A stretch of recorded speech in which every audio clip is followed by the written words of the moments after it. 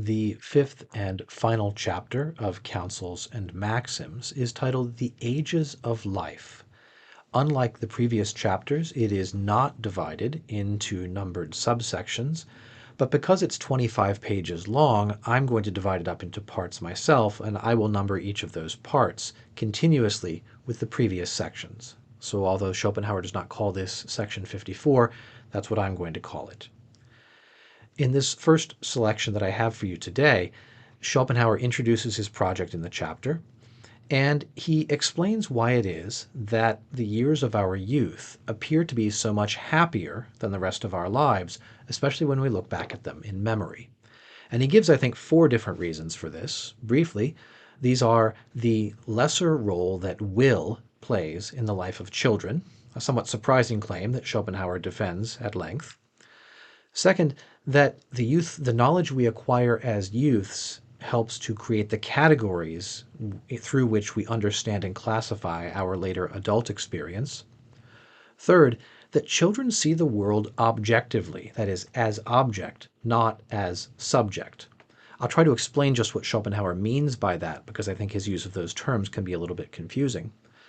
And fourth, that when we are children, because we are earlier in our lives, we are more similar to each other. And then it's when we hit puberty, when we hit adulthood, that we begin to diverge and become more and more different from each other.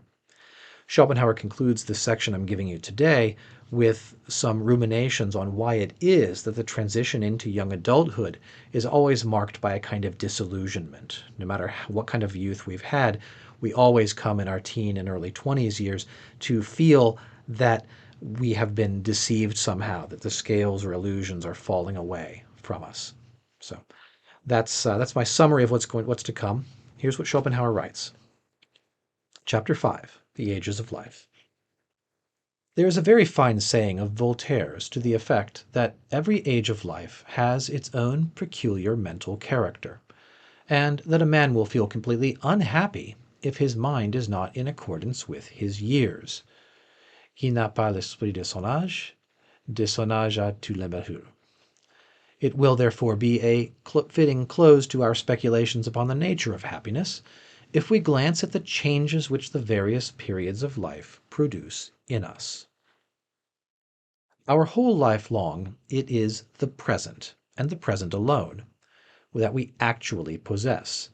The only difference is that at the beginning of life we look forward to a long future, and that towards the end we look back upon a long past. Also, that our temperament, but not our character, undergoes certain well-known changes, which make the present wear a different color at each period of life.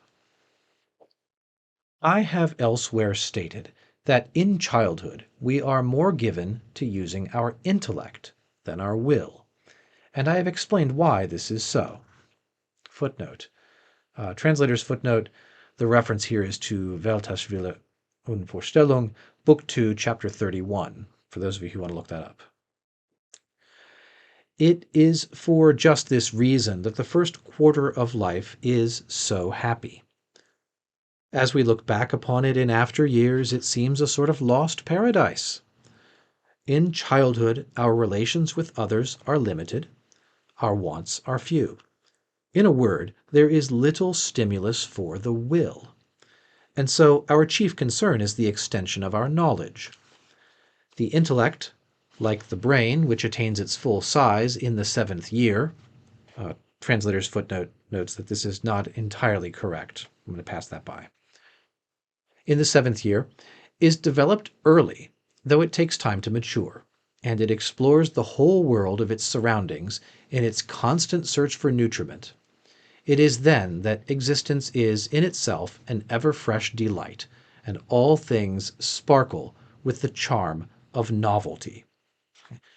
I'll pause there to note that this, he's not finished with this topic yet, but the idea that children have less will and more intellect in their lives may surprise us. We might be inclined to think just the opposite, that people become intellectual as adults, as certainly later on in their lives, as teenagers perhaps, and that they are all will, sort of little bundles of desire as children. Schopenhauer is claiming precisely the opposite. He says here in what we've just read that our relations with others are limited, our wants are few. There's little stimulus for the will. And what Schopenhauer is talking about here is that the will that takes a place in his larger philosophy of life in The World as Will and Representation. Will for Schopenhauer is something like this sort of fundamental life force. It is what lies beneath human existence and all animal existence. It is a kind of limitless striving. It's a desire for fulfillment. Striving is the good word for it. It always stretches itself out and wants something, desires something, desires to be fulfilled. We see this most easily in the lives of animals, lower animals beneath us, dogs and cats and rats and other animals. They want to continue to live, they want to reproduce, they have desires, they want to satisfy them. For Schopenhauer, however, the key element in wisdom, the thing that the wise man realizes, the beginning of wisdom, is that desire is insatiable, that we will never fulfill our desires. We will never achieve the happiness that the satisfaction of desire seems to promise. And it's realizing that will, rather than being a sort of direction towards a good to be possessed finally, is a kind of pointless, irrational striving that is itself a source of misery. That's really, I think, the core of Schopenhauer's overall philosophy. So when he says children have less will about them, this is good for the children because it means they have less sort of striving and wanting and like sort of that sort of passionate, sort of eagerness to have the longed for thing. Instead, they're much more sort of drinking in the world, right? Experiencing things as they are, having experiences without this sort of undercurrent of desire and striving and wanting and lusting after things, which is ultimately pointless, which is the thing that we as adults, hoping to be wise, are struggling to eventually to quiet and to overcome. So when he says children have less will, I think that's what he means there, is that they have less of the kind of striving that characterizes the miserable existence of the adult world. So he goes on. This is why the years of childhood are like a long poem. For the function of poetry, as of all art, is to grasp the idea in the Platonic sense. In other words, to apprehend a particular object in such a way as to perceive its essential nature, the characteristics it has in common with all other objects of the same kind, so that a single object appears as the representative of a class, and the results of one experience hold good for 1,000. Okay, the word idea is capitalized in this paragraph. We're talking about the Platonic form. It's to experience the horse in front of you as, in a sense, all horses, okay, or whatever object, the apple as all apples, the particular as representative of, as really, in a sense, being the universal, the entirety of things. Children, he says, do this. We don't do this as much as adults, as he'll say next. He goes on. It may be thought that my remarks are opposed to fact, and that the child is never occupied with anything beyond the individual objects or events which are presented to it from time to time, and then only insofar as they interest and excite its will for the moment. But this is not really the case. That is, this is an inaccurate presentation of what childhood knowing is like.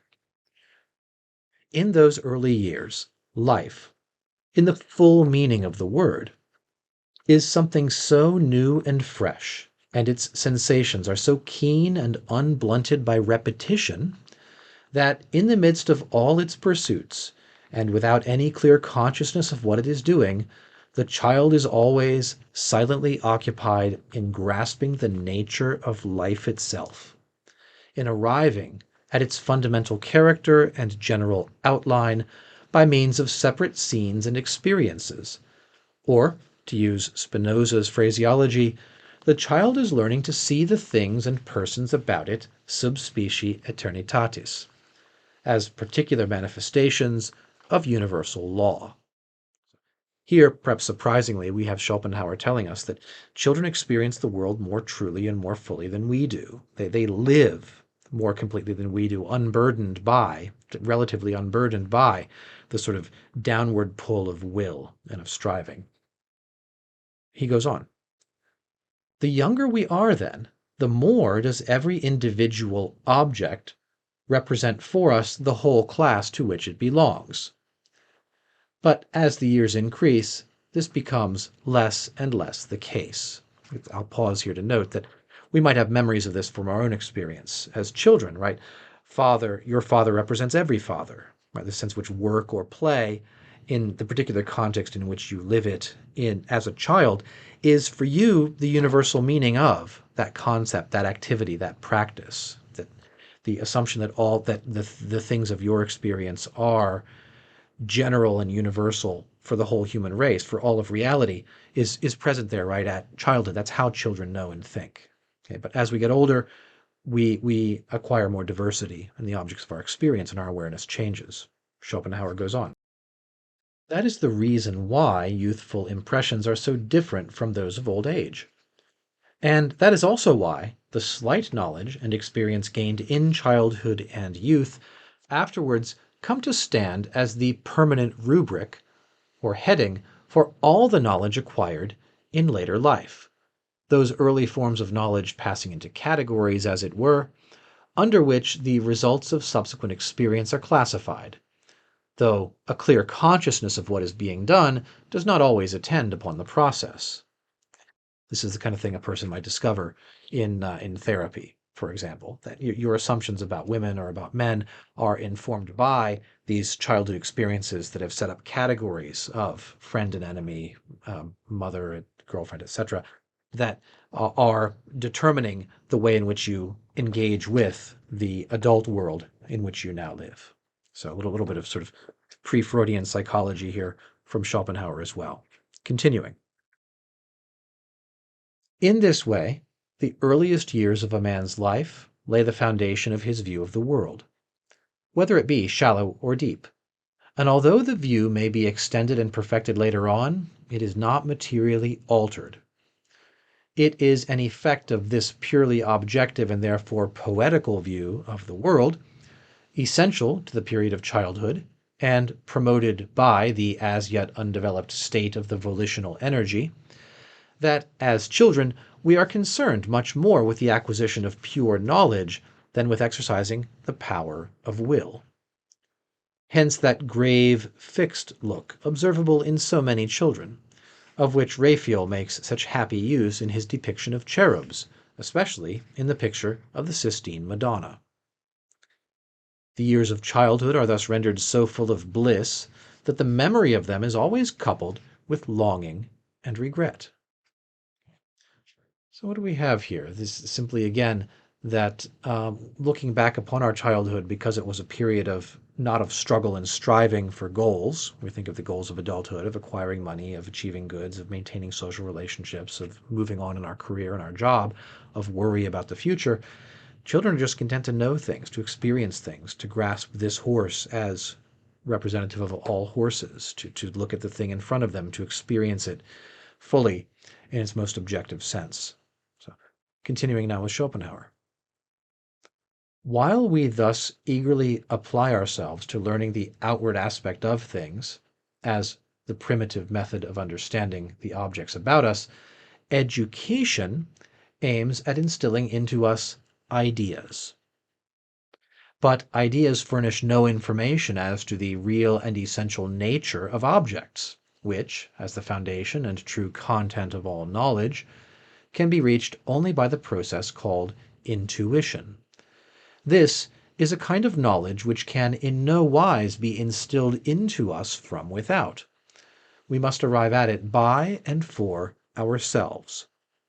Adding to this to what's come before, we might say that children have this kind of intuitive, poetic gaze upon the world, this acquisition of intuitive knowledge, much more easily than those of us who have been subjected to education, this attempt to impart ideas from outside. Schopenhauer goes on. Hence, a man's intellectual, as well as his moral qualities, proceed from the depths of his own nature, and are not the result of external influences. And no educational scheme, of Pestalozzi or of anyone else, can turn a born simpleton into a man of sense. The thing is impossible. He was born a simpleton, and a simpleton he will die. Bit of Schopenhauerian determinism here in the realm of education. Okay, perhaps against the progressive spirit of his own time, maybe in terms of the ambitions of the German educational system. I don't know the details of that. It is the depth and intensity of this early intuitive knowledge of the external world that explain why the experiences of childhood take such a firm hold upon the memory. When we were young, we were completely absorbed in our immediate surroundings, and there was nothing to distract our attention from them. We looked upon the objects about us as though they were the only ones of their kind, as though indeed nothing else existed at all. Later on, when we come to find out how many things there are in the world, this primitive state of mind vanishes, and with it, our patience. Okay, so concluding this line of thinking that I've just been speaking about, education is not going to do much compared to this sort of intuitive drinking in of the world that we do as children, that we will later grow out of. Continuing. I have said elsewhere, footnote, World as Will and Representation, Book 2, Chapter 31. I have said elsewhere that the world, considered as object, in other words, as it is presented to us objectively, wears in general a pleasing aspect, but that in the world considered as subject, that is, in regard to its inner nature, which is will, pain and trouble predominate. I may be allowed to express the matter briefly thus: the world is glorious to look at, but dreadful in reality. And here I'll try to explain what I think Schopenhauer means by objective and subjective. I think we have here a successor to the Kantian phenomenal noumenal distinction. If I can bring that in briefly here, the way things appear to us, the appearance of things, their presence in our experience, this is what children deal with, the sort of objective reality of the world as object, and it's beautiful, it's pleasing, it's attractive, it's fun. But the children do not encounter the world as subject. And by subject, I think he means here its inner reality, its noumenal reality, what's really going on beneath the surface of all the appearances. And that is, for Schopenhauer, will, right? There's this sort of irrational, limitless, unsatisfiable striving or desire. This wanting, right? We might say children are not hungry in the way that adults are hungry, right? Sort of hungry for knowledge, hungry for things. Hungry in this way that is ultimately futile and miserable, says Schopenhauer. So that's the subjective reality of things. That's the true reality of things. That's what the wise man discovers and then learns to detach himself from by minimizing the role of will in his own life, in his own self, in his own mind and behavior. So children aren't yet to that point yet. They're still at the objective stage. So we might say, as he said previously in a previous section, comparing life to a sweet shop, right? The colored sugar candies in the case are so beautiful and diverse and wonderful and pleasing to the eye. But when you get them out of the case and put them in your mouth, you discover that in themselves, they're all made of the same sugar paste, right? They're all just kind of tasteless goo once you've taken a bite out of them. Life is like that, Schopenhauer seems to say, is that it's at the objective level, it's beautiful and attractive and promises all sorts of great and glorious things. And then when you become old and you realize what it really is in itself, when you encounter the world as subject, as will, you realize that it's that life is pain. Theme of Schopenhauer's entire philosophy. Going on. Accordingly, we find that in the years of childhood, the world is much better known to us on its outer or objective side, namely as the presentation of will, than on the side of its inner nature, namely as the will itself. Since the objective side wears a pleasing aspect, and the inner or subjective side with its tale of horror remains as yet unknown, the youth, as his intelligence develops, takes all the forms of beauty that he sees in nature and in art for so many objects of blissful existence. They are so beautiful to the outward eye that, On their inner side, they must, he thinks, be much more beautiful still. So the world lies before him like another Eden, and this is the Arcadia into which we are all born. A little later, this state of mind gives birth to a thirst for real life, the impulse to do and suffer, which drives a man forth into the hurly-burly of the world. That is to say, we grow up, right? We want to move out in the world and do things, not just be children our whole lives long. There he learns the other side of existence, the inner side, the will, which is thwarted at every step. Then comes the great period of disillusion, a period of very gradual growth. But once it has fairly begun, a man will tell you that he has got over all his false notions. L'âge des illusions est passé. And yet the process is only beginning, and it goes on extending its sway and applying more and more to the whole of life. So it may be said that in childhood, life looks like the scenery in a theater, as you view it from a distance, and that in old age, it is like the same scenery when you come up quite close to it. Okay. I think I like that metaphor even better than the sweet shops metaphor. The theater of the stage looks gorgeous, beautiful, very entrancing, sort of transports you to another world if you are 50 feet away from it. You come up quite close to it. The closer you get, the more you see. It's cardboard. It's painted plywood. It's not even painted very well, just enough to fool the eye from far away. So that process of coming closer to the same cheap scenery is the process of getting older. As a young person, as a youth, as a child, oh, wow, it's gorgeous, it's beautiful, it must be really even better up close. And then you get up close as you get older and older and older, and you say, actually, it was always kind of cheap and of low quality. So it was always that way. I was fooled before. And lastly, there is another circumstance that contributes to the happiness of childhood. As spring commences, the young leaves on the trees are similar in color and much the same in shape. And in the first years of life, we resemble each other and harmonize very well. But with puberty, divergence begins, and like the radii of a circle, we go further and further apart. The period of youth, which forms the remainder of this earlier half of our existence, and how many advantages it has over the latter half, is troubled and made miserable by the pursuit of happiness. I should say by the pursuit of happiness, as though there were no doubt that it can be met with somewhere in life, a hope that always ends in failure and leads to discontent. As I said before, the essence of will is that it's insatiable. It can never actually achieve the object of desire. There's a sort of fundamental irrationality about the universe and our place in it, a universe characterized by will, according to Schopenhauer. An illusory image of some vague future bliss, born of a dream and shaped by fancy, floats before our eyes, and we search for the reality in vain. So it is that the young man is generally dissatisfied with the position in which he finds himself, whatever it may be.